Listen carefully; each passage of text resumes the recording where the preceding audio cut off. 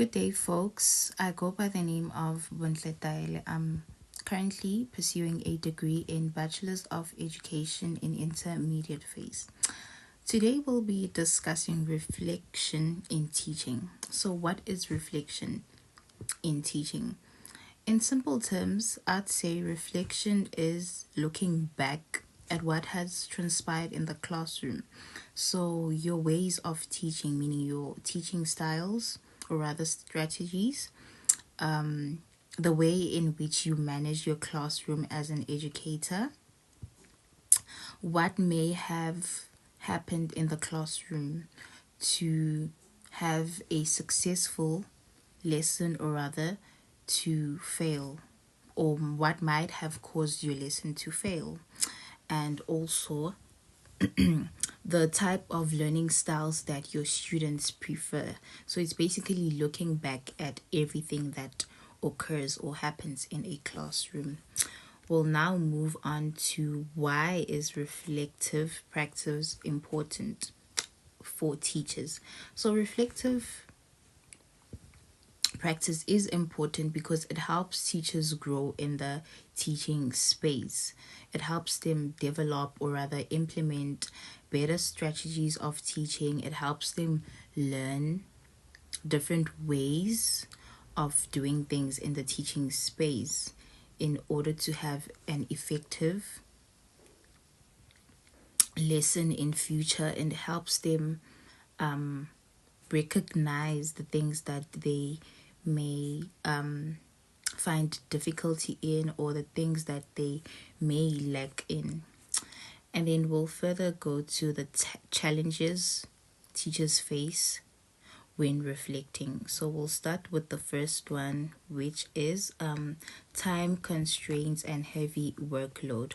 Finding time to reflect may be difficult because as a teacher, you do not only just sit and conduct, or rather be in a classroom and conduct a lesson.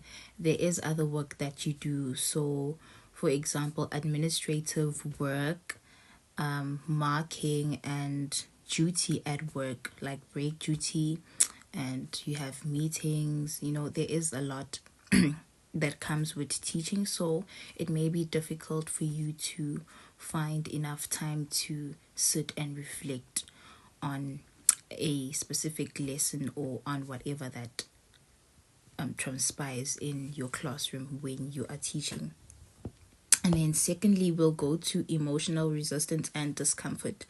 Being honest can evoke about how you teach or conduct a lesson can evoke strong negative emotions, such as like being guilty, feeling anxious, and you frustrated. So you may be guilty when reflecting because you may think, okay, why didn't I implement this certain thing? Okay, this might have went wrong because I didn't do a specific thing. I didn't use a specific strategy.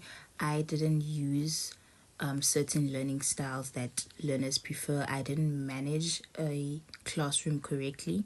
So that may lead a teacher to feel emotional, or rather not very confident about how they teach. And then our third one will be lack of reflective skills. Many educators, especially early in their careers, have not trained in how to effectively reflect. So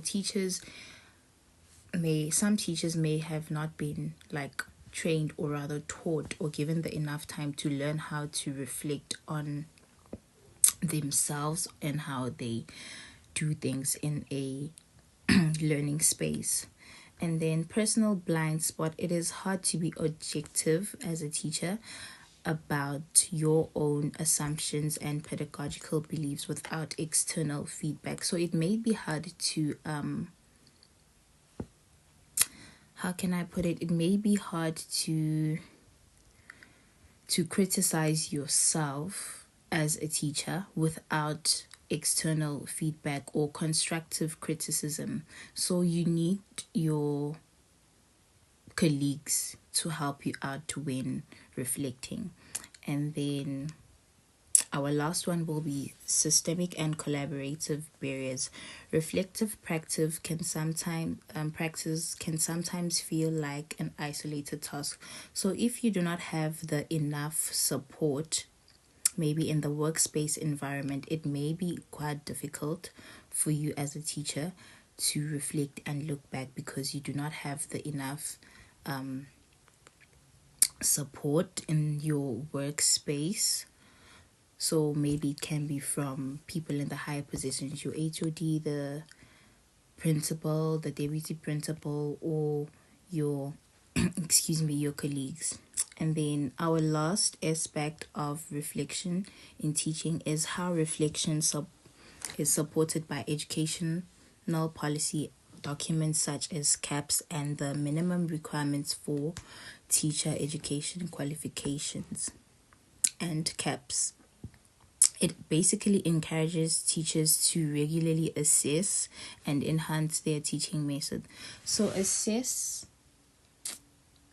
is a way of like checking if whether the learners understood what you may have taught, checking if the lesson was effective enough, did the learners understand, where did the learners lack, what can you implement to have a more effective lesson, what is it that you can work on to have a productive lesson, and methods of teaching. So basically strategies that you may use to accommodate to accommodate all the learners in your classroom as a teacher. Thank you. In conclusion, it is important for teachers to reflect because it helps in so many different ways. You can grow in the space of teaching, you can be in higher positions. It can basically take you far when you take the time to reflect on things that happen in the classroom. So in ways that you teach, the learning, like taking the time and the effort to learn your students, like in as individuals, not only as like diverse. And yeah, thank you.